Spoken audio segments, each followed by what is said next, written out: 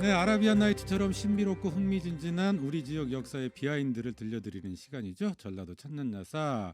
오늘은 전주 전통문화연수원의 김순석 원장 초대했습니다. 원장님 어서 오세요. 안녕하세요. 예, 김순석입니다. 네, 저희 스튜디오에는 처음입니다. 처음이신가요? 네. 네. KBS, MBC 다 갔는데 네, 처음입니다. CBS 마지막으로. 네. 네. 자, 오늘 이 시간에 이 1800년대 초중반 전주로 좀 여행을 떠나봐야 될 것 같아요. 예, 예. 네. 한 86년, 7년 되는 것 같아요. 예. 그 당시에 이제 아무래도 전라도 관찰사를 지낸 서유구가 쓴 완영실록, 완영일록. 완영일록. 예. 네, 완영일록을 중심으로 해서 이제 전주의 생활상 살펴봐야 될 텐데 먼저 서유구라는 인물에 대해서 좀 소개를 해주실까요? 네, 그 서유구는 호가 풍석, 단풍, 풍자를 쓰는데요. 풍석 서유구 선생인데 대단합니다. 1833년 3월부터 1834년 12월까지 전라도 관찰사를 지냈는데요. 이분이 1764년생인데 타산 정약용 선생보다 2년 후배이고 네. 과거급제는 또 1년 늦게 한, 그래서 타산과 같은 시대의 사람이라고 보면 좋고요. 근데 이 집안은 조선시대 때는 주로 이제 가풍, 가정에서 공부하는 풍이 있었는데 주로 농학을 했습니다. 그래서 농학 네. 전수자인데 또한 기록의 달인입니다. 그래서 그 서유구 선생은 이제 기록의 달인이라는 것은 임원경제 16지라고 하는 책이 있는데요. 네. 이 책은 이제 그 선비가 그 산림 생활을 하면서 혼자 집도 짓고 정원도 가꾸고 음식도 하고 뭐 술 빚는 것까지 이런 것들 총망라해서 자력갱생으로 살 수 있는 방법을 노하우를 했는데 이것이 이제 16가지로 나누어서 네. 책을 지은 것이 이제 임원경제 16지라는 것입니다. 요게 이제 얼마만큼 방대하냐면 113권 52책이에요. 네. 소위 말 지금의 얘기하면 52권의 책인데 요즘에 이제 요즘 개념은 책부터 개념인데 그것이 이제 책부터가 한 권씩 되는 113권의 52책 이러한 방대한 책을 이제 지었기 때문에 기록의 달인이라고 할 수 있고 27세에 과거급제를 하고 70세에 전라도 관찰사를 하시고 72세에 수원유수를 하시고 또 75세에 대사관까지 받았는데 이제 그때는 사양을 하고 82세에 이제 돌아가셨고 관직을 나와서 이제 번개 지금의 서울 도봉구입니다. 그쪽에서 임원경제지를 썼던 분답게 혼자 그 임원 살림 생활을 했던 사람입니다. 그런데 이 집안은 기록의 달인이기도 하지만 대단한 집안인데 특히 전라도예요.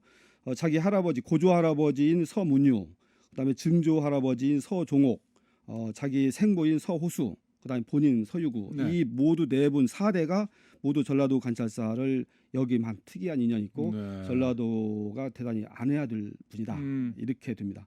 다만 더 좀 특이한 것은 조선시대 때는 보통 65세가 되면은 이제 소위 말하는 정년이 돼서 네. 치사라고 해서 벼슬을 나와야 되는데 70세에 이제 종이품 전라도 관찰사를 하셨는데 왜 그러냐면 당상관 정삼품 이상 당상관들은 이제 그 65세 적용을 안 받았어요. 그래서 이제 70세에 하셨는데 중요한 것은 나이가 많았어도 관직을 했다가 중요한 것이 아니라 얼마만큼 급박한 현실이었으면 그 노장과 이런 분들을 하셨는가. 네. 이미 뭐 이조 판서까지 다 하셨던 분들을 알겠습니다. 맞습니다. 네. 서유구라고 하는 실학자 정약용과 동시대 네, 라이벌로도 불렸다. 네. 그리고 공부는 훨씬 더 서유가 잘한 걸로 나와 있는데 네, 정다산이 스타가 됐죠. 네. 어쨌든 그 인물에 대해서 관심을 갖는 또 하나의 이유가 전라도 관찰사를 지냈다는 점이에요. 네. 그러니까 전라도 관찰사면 뭐 지금의 도지사쯤 되는 건가요? 도지사라고 보면 됩니까? 도지사라고 볼 수가 있는데요. 사실은 이제 그 지역적으로도 도지사보다 더 크고 왜냐하면 제주도까지 전라남북도 광주 제주도까지 관할했기 때문에 지역도 크고 네. 권한 또한 그 현재 도지사는 광역자치단체장에서 행정권만 있는데 네. 당시에는 이제 행정권, 그 사법권, 그 군권, 입법권은 없었습니다. 네. 요 세 가지 권한을 가졌고 완전히 그 왕명사신 그러니까 왕과 직접 독대할 수 있는 권한 네. 이거이기 때문에 영역적으로는 이제 도지사격이지만 훨씬 그 권한이 크다 네. 이렇게 볼 수 있습니다. 그 서유구가 이제 그 전라도 관찰사로 재직하면서 쓴 건가요? 완영일록이? 그렇습니다. 완영일록이 이제 그 1833년 4월부터 이듬해 84년 12월까지 약 21개월 과정인데요. 요 관찰사를 할 때 소위 말하는 관찰사의 공무 기록이라고 할 수 있습니다. 네. 이를테면 관찰사 기록들이 여러 가지가 있습니다만 이분은 21개월 동안 제가 다 찾아보니까 23일 빼고 아주 아팠다든가 무슨 상이 당했다든가 이런 거를 빼놓고 목적 의식적으로 매일 전라 관찰사로서 직무했던 것들을 썼는데 그 직무 중에서도 소위 말하는 공식 문서, 공문서만 다 모아놨습니다. 경국대전의 규정이 이제 용문자시라고 해서 약 25종류의 문서 종류가 있는데 네. 이분은 15종류 문서, 소위 말하는 왕한테 보내는 거라든가 이런 것들을 목적의식으로 써서 거의 매일 썼다. 네. 그렇기 때문에 조선시대 때 전라관찰사가 약 한 500분이 왔다 갔다 했는데 역시 그러한 공문서만을 모아놓은 것은 유일하고 네. 팔도의 가명이 있었기 때문에 500년 동안 약 한 4,000명 정도 감사가 있었는데 그 중에서도 유일하다. 그러면 왜 이분은 그랬느냐? 역시 아까 임원경제 16지를 썼던 것처럼 기록의 달인이기 때문에 왕한테 보내고도 특별히 나중에 자기가 중요한 문서들은 좀 연구도 하고 보려고 목적의식적으로 좀 축약도 하고 네. 제목도 붙이고 그래서 썼던 유일한 기록이라서 우리 전라도 기록도 드리지만 한국 그 가명 기록사의 그 커다란 보물이기도 합니다. 네. 완영일록 이제 언뜻 듣기에는 이게 이제 개인의 일기가 아닐까 이런 생각을 했었는데 개인의 일기라기보다는 관청의 뭐 거의 공식적인 기록. 네. 그렇죠. 원래 이제 관찬 사료 그러면은 가명이라든가 국가에서 공식적인 시간과 돈을 들여서 편찬하는 것이 이제 관공서인데 네. 이분은 이제 개인이 그 관공서 말고 거기서 따가지고 네. 했기 때문에 관찬 사료는 아니나 내용이 관공서 문서 사실상 내용이었기 내용상. 때문에 관공서라고 할 수 있고요. 그렇기 때문에 내용은 신변잡기 개인의 이야기보다는 농업사이였기 때문에 그 농사를 권면한다든가 네. 환곡 수납하는 것 그다음에 그 살인 사건은 반드시 관찰사가 삼심을 해서 왕한테 보고를 해야 되기 때문에 살혹 사건 심리라든가 그다음 또 역시 교육을 많이 장려하는 문제 효자 연료를 발굴해서 정려비를 세운다든가 또 저수지 물이 중요했기 때문에 저수지 관리하는 거 네. 강우량 측정하는 거 이런 것들을 주로 다 써놨고 매월 1일과 15일에는 객사에 가서 왕을 상징하는 걸패를 놓고 인사를 드린 뭐 망걸례를 했다든가 네. 또 매월 11일에는 왕한테 그 진상을 드리는 음식을 내리는 그런 삭선 진사 내용이라든가 경기전 조경묘의 이제 춘추 뭐 12월달 제례하는 것들이라든가 이런 것들이 그대로 나왔고 네. 재밌는 것은 이제 그때 당시에 세 가지를 금하는 법이 썼습니다. 이를테면 소나무를 벌채하지 마라. 네. 나무 질 때 소나무 벌채하지 말고 소가 굉장히 중요한 그 노동력 원동력이기 때문에 소를 도축하지 마라. 그 다음에 이제 쌀이 귀했기 때문에 술 만들어 먹지 마라. 네. 이런 것들이 이제 상금법인데 네. 이런 내용들 어떻게 처리할까요? 어떻게 했습니다. 이런 것들이 다 매 일자별로 기록된 것이 완영일록입니다. 알겠습니다. 자, 그 중에 그 기록 중에 이제 좀 재미있는 관심을 가질 만한 좀 이런 부분들을 오늘 이 시간 통해서 이야기 나눠볼 텐데 네. 앞서 이제 전라도의 그 위상이 지금과 달랐다는 설명을 좀 해주시면서 전라남북도 제주도까지를 당시에 이제 포괄했었다 이렇게 네. 설명을 해주신 거죠. 네, 그렇습니다. 네. 전라도의 위상 자체도 지금하고는 좀 많이 달랐을 거예요. 또 그렇다면. 그렇습니다. 네.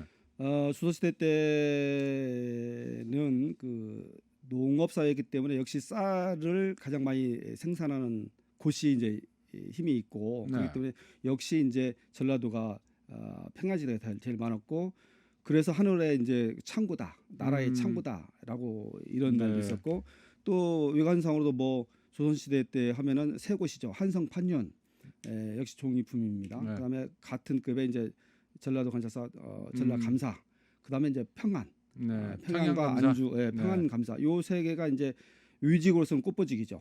네. 내직의 대제학도 있고 이주 판서도 뭐 있습니다만은 바깥에서는 알겠습니다. 뭐 이런 것이기 때문에 전라 가명 위치가 유사히 컸고 가명의 그 공간적 지리적인 것들도 한강 이남에서 가장 컸기 때문에 네. 유상을 가늠할 수 있습니다. 자, 완영일록 내용으로 한번 들어가 보죠. 일단 네. 서유구는 이제 농업에 관심이 많았고 네. 고구마 재배를 처음 시작을 했다 뭐 이렇게 해서 국사책에서도 좀 이름을 한두 번 들어본 것 같기도 하고요. 네. 네. 어쨌든 농업에 굉장히 많은 관심을 갖고 있었던 그런 인물인데 그와 관련한 기록도 완영일록에 있습니까? 네, 그 1833년 4월에서 1884년 아니 1834년 12월까지인데 약 한 11월 말 12월에 이제 종저보라는 음. 기록도 나오고 그다음에 이제 고구마 재배법을 그 전수시켜 가지고 네. 많이 그 알려줬다. 그래서 음. 구황작물로서 쓰게끔 네. 했다. 이런 기록이 있습니다. 네. 그래서 완영일록에는 그런 것들이 이제 문서 형식으로 보면 이제 일반인도 좀 헷갈리지만 기본 문서는 세 종류로 있습니다. 일단은 왕한테 올라가는 것, 그건 상향 문서. 그다음에 같은 동급 라인에서 하는 것은 그 평등 문서. 자기가 관찰사인데 이제 밑에 수령이라든가 일반 백성한테 내리는 명령체인 게 감결, 네. 하행 문서. 이런 것들이 있는데 주로 이제 왕한테 보고하는 것들이 이제 상행 문서 있고 그 이제 장계문으로 알고 있고 거기에 나와 있습니까? 네, 그렇게 해서 네. 그렇게 나와 있습니다. 그뿐만 아니라 이제 관리들 인사고과를 매긴 기록 뭐 이런 것들도 있고. 네. 중요하죠. 그 역시 그 실세는 아무리 좋더라도 왕과 독대권이 있을지라도 인사고과를 해야 되는데요.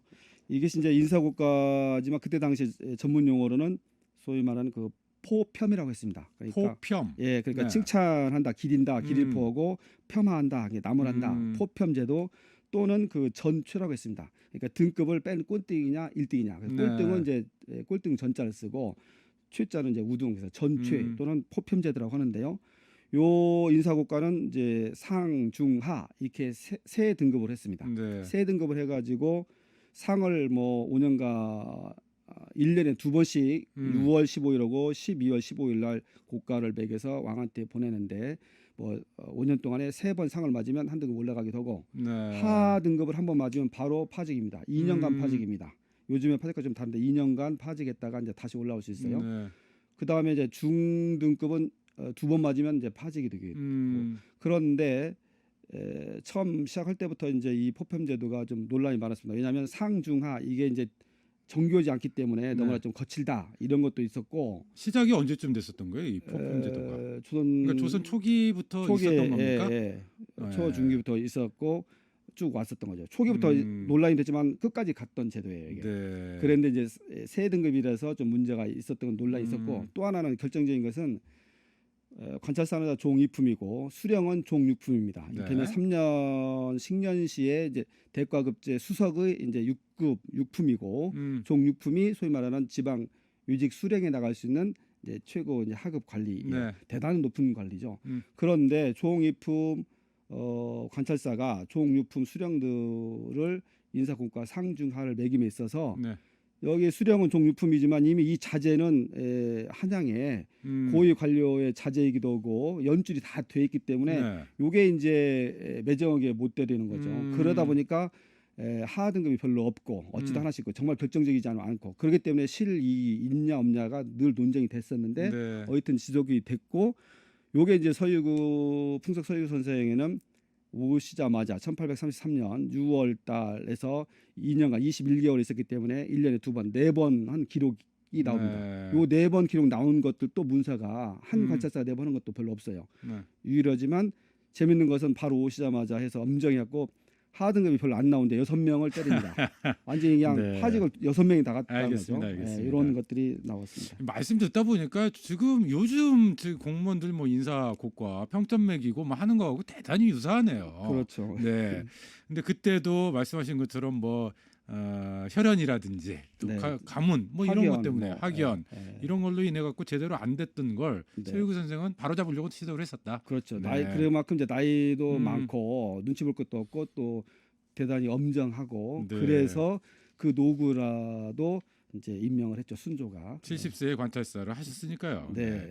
그 전주부채에 대한 이야기도 완영일록에 나와 있다고 들었어요. 아 예. 네. 이게 임금에게 올렸던 진상품으로 좀 유명했다면서요? 그렇습니다. 그 부채하면 이제 전주인데요. 이제 보니까 조금 기존의 상식과 좀 다른 것도 있습니다. 그러니까 전주 부채가 유명해서 진상품은 전주만 하는 줄 알았는데 네. 이게 이제 전주가 주로 하기도 하지만 음. 남원, 순창 이렇게 다 모아가지고 이렇게 해서 전주에서 올리는. 그래서 네. 꼭 전주 부채는 전주만 하지 않았다. 음. 이런 사실도 좀 재밌는 것이 있고요.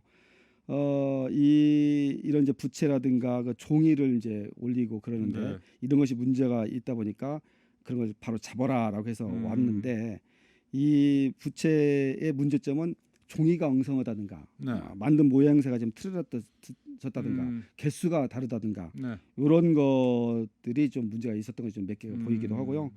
부채는 왕한테 진상을 해가지고 왕이 또 고위 관리한테 이제 그 단오날 선물도 주기도 했지만 네. 요 평상시에 이제 그러니까 이 전라도에서도 지방 그 시험이 있습니다. 소위 말하는 삭시사라 해서 무술을 하는 사람한테 이제 그 활쏘기 대회가 있고 네. 또는 일반 그 문관한테는 그 백일장 대회가 있는데 이런 무관이나 문관이 백일장이라든가 삭시사에서 장원이라든가 했으면 별도로 부채 2개씩을 줬다. 이런 기록이 나와 있습니다. 그러면 부채는 이게 이제 그 개인이 만들어 가지고 뭐 판매도 하고 뭐 이런 것이 아니고 관금용으로만 제작이 되고 아니 그렇다고는 볼 수 없어요. 그런 건 아니에요. 좋은 네. 것들은 먼저 다 가지고 했지만 일반도 좀 있었겠죠. 그러나 네. 이제 좀 아주 엉성할 수도 있고. 어쨌든 그러면 전주나 남원이나 이 전라도에서 만들어진 부채가 전국적으로 최고의 품질을 보였고 그렇습니다. 그래서 왕에게 보내지는 진상품으로 네. 네. 인기를 받았고 그러기 때문에 소위 말하는 그 지방 향시 대회 뭐 무가라든가 문가 백일장에서도 네. 그런 장원 상 입격 패증 말고 부상품으로 줬다는 것은 그만큼 그 왕의 권위처럼 최고급 선물을 줬다. 네. 그것이 부채가 선호였고 그것이 대대로 내려왔다는 얘기는 전주 부채의 위상을 알 수 있다고 보는 거죠. 그리고 그것을 직접 관찰사가 챙겼다 이 말씀이신 거죠? 그렇죠. 그 이제 어떤 제도처럼 하사했다 이거니까. 네. 그만큼 전주 부채의 의미가 진상품 중에서도 네. 상당히 크다 이런 걸 확인할 수 있는 그런 대목인 것 같고. 자, 그런가 하면 뭐 전라도 음식 문화를 엿볼 수 있는 그런 자료 뭐 이런 것들도 좀 많이 있다면서요? 예, 그 풍석 서유구 선생 관찰사는 공문서만을 썼기 때문에 개인의 자기의 뭐 놀이라든가 음식 이런 것들 많이 자세히 써 있지는 않습니다. 다만 그 이제 몇 가지가 이제 그 제주도라든가 청나라 사람이라든가 이게 태풍을 만나가지고 표류하는 사람들이 나와요. 네. 그런 사람들한테 어떻게 음식을 주었다든가 이런 것이 나와 있습니다. 그런 것들이 이제 고기 몇 건 주고 뭐 줬고 대단히 잘 예우를 했다 이렇게 볼 수 있고 다만 밥상 얘기를 한다고 한다면 2012년에 이제 유네스코에서 그 전주를 음식 청의 도시로 선정을 했습니다. 그만큼 이제 전라도 음식 또 특히 전주 음식이 좋다고 보는데요. 여기에 대해서는 최근에 그 장명수 전 전북대학교 총장이 쓰셨던 전라도 관찰사 밥상이라는 책이 있는데요. 거기서 언급했다시피 전주 음식의 원형은 전라도 관찰사 밥상에서 찾아야 된다 이렇게 나왔어요. 왜냐하면 이제 그러면서 전주 음식의 계보도를 나름대로 제시를 하셨는데 역작으로 그걸 보시면 가장 첫 번째가 이제 전라도 관찰사 밥상이 있고 두 번째가 이제 그 밑에 관리가 이제 영이라고 있는데 영집 밥상이 있고 그 밑에가 수령 밥상, 그 밑에가 아전 밥상, 그 밑에가 이제 지주 밥상, 그 밑에가 전주 한정식이다 이렇게 이제 6가지로 나눴어요. 그래서 그 계급에 따라서 양과 질들이 나름대로 차이가 분명히 있고 맨 마지막 정도가 이제 한정식인데 그 이제 우리가 백성들이 볼 때 최고 좋은 것으로 나타났고. 아니 그러면 지금 우리가 또 받아보는 그 한정식 밥상 있잖아요. 네네. 그 이건 어떤 밥상이에요? 관찰사 밥상입니까? 그렇죠. 아니면 원형은 관찰사 밥상에서 관찰사 밥상은 원래는 이제 17가지가 있던 기록이 있고. 그다음에 한 접시가 한 10명이 먹을 정도로 양이 많았다. 그래서 대단히 작은 궁전에서 먹는 것처럼 호화롭다. 이렇게 기록이 이제 외국인 대사가 썼던 것이단 말이에요. 이런 것을 유추해서 보면 장명수 총장도 그렇습니다. 요게 이제 한 사람 그렇게 많이 차려놓으면 한 사람이 먹고 끝나는 것이 아니라 이게 대물림 된다는 것이죠. 관찰사가 먹고 그 밑에가 영, 밑에 관리가 먹고 그러니까 10사람은 둘러서 10사람이 먹기보다는 깔끔하게 먹으면서 그 밑에 사람이 먹고 밑에 사람이 먹고 이렇게 가서 지금 한정식의 원형은 따로 한정식 있는 것이 아니라 원래 차려졌던 것들이 이제 맨 마지막에 먹는 것들에서 그러니까 가질 수도 좀 있고 양이 가질 좀 수는 적어지겠죠. 있고 양이 좀 줄어들. 적어지겠죠. 네. 네, 그렇게 원형을 찾을 수가 있다. 혹시 그 음식 중에 종류 중에 17가지 이야기하셨잖아요. 네. 지금은 없는 옛날에만 있었던 거라든지 뭐 옛날에는 없었는데 지금은 있던 거라든지 아, 혹시 그 눈에 띄는 음식도 있습니까? 아이고 그 대목은 너무 자세해가지고 디테일해가지고 잘 모르겠습니다. 예, 다만 알겠습니다. 알겠습니다. 떡을 먹을 때는 꿀을 찍어 먹었다든가 쌀 밥이 있고 뭐 몇 가지 다 요즘 조림이 있고 네. 같은 찌개 종류도 서너 가지가 있고 뭐 이렇게 지금 나왔습니다. 이 부분 자세한 것은 전주대학교 송영애 박사가 연구를 네. 하고 세미나도 했죠 작년에. 알겠습니다. 앞에 부채 이야기하다가 이게 빠뜨린 게 있는데 네. 부채를 잘못 만들면 죄를 물어요? 그렇습니다. 바로 이제 부채가 이제 그 잘 못만 잘 마무리가 잘 안 됐다든가 종이가 별로 안 좋다든가 숫자가 틀린다든가 이런 것들이 나중에 이제 걸립니다. 그래가지고 이제 남원부에서 이제 올려온 보장들을 보고 네. 이걸 이럴 수가 있느냐 해서 그 이제 지소라든가 그 공방 그 만드는 사람들을 찾아가지고 엄격하게 그 묻고 그 징계한 뒤에 상황을 그 보고하라. 그다음에 그 잘못한 사람들은 곧장 해서 그 장교를 앞세서 암령 주인을 데려와 가지고 그 올려 보내라. 이렇게 징치하겠다. 자체 조사해서 올려 보내서 굉장히 엄중하게 네. 물었다는 거죠. 왜냐하면 사실은 이제 진상품에 관계된 것들이기 때문에 꼭 부채만이 아니라 이제 다른 일반적인 것도 물을 볼수 그렇겠군요. 있습니다. 네. 네.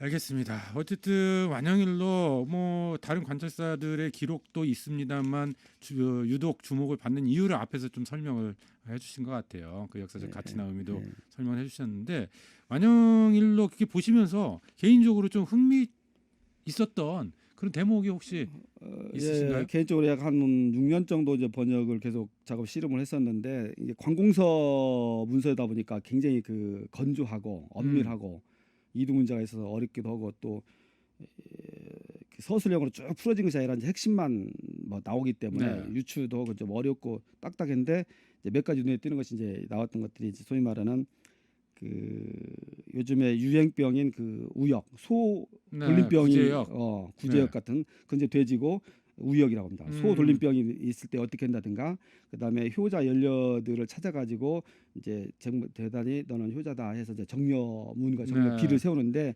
그런 것들이 이제 나오는데요. 이를테면 소 역병이 들으니까 이제 관찰사 서유구는 자기가 이제 가학을 했던 그 집안이기 때문에 전문가답게 소 역병에 대한 약방문을 26가지로 딱 지어가지고 53개 고을에다가 쫙 보냅니다. 네. 작게는 먼저 빨간 글씨에서 문지방에다가 이러이러한 그 주문을 써놔라부터 시작해가지고 재밌는 것은 문어도 먹이고 그 향풀 김 같은 거 풀을 해가지고 김을 쏘기도 하고 제일로 이제 웃게 되었던 것은 이 소가 어린 남자 아이의 오줌을 그렇게 좋아한다는 거예요. 그래서 얘가 아무리 아파도 남자 아이의 오줌을 주면 웃으면서 먹어가지고 벌떡 일어난다. 이런 것이 특효가 있다. 역시 좀 실학자답네요. 네. 그런 재밌는 기록들도 있고. 그러다 또 효자 연려 기리는 것에서는 이제 주로 5명씩 1년에 뽑고 그러는데 남원 사는 효자 이모 씨는 어머니가 이제 오래도록 그 장수하시기를 이제 기도를 했는데 30년간 똑같은 자리에서 해가지고 거기가 이제 그 웅덩이가 파졌다. 알겠습니다. 이런 것도 알겠습니다. 있고 또 재밌는 것이 어머니가 아프지가 목욕을 보더니까 이가 막 굉장히 많아요. 그러니까 그 효자가 자기 머리도 산발해가지고 더럽게 해가지고 베개를 같이 비워가지고 이가 옮겨오도록 했다. 그래서 이제 그것 때문에 정려했던 이런 것들이 좀 재밌다고 볼 수 있습니다. 알겠습니다. 뭐 그 이야기들 다 하나씩 듣자고 보면 끝이 없을 것 같네요. 네. 자, 좀 마무리를 좀 해야 될 것 같아요. 이게 지금 완역이 된 상태인가요? 네, 그렇습니다. 18년에 16년에서 17년까지 이제 1차 보고를 했고 18년에 이제 출간이 돼서요. 작년에 세미나까지 했습니다. 알겠습니다.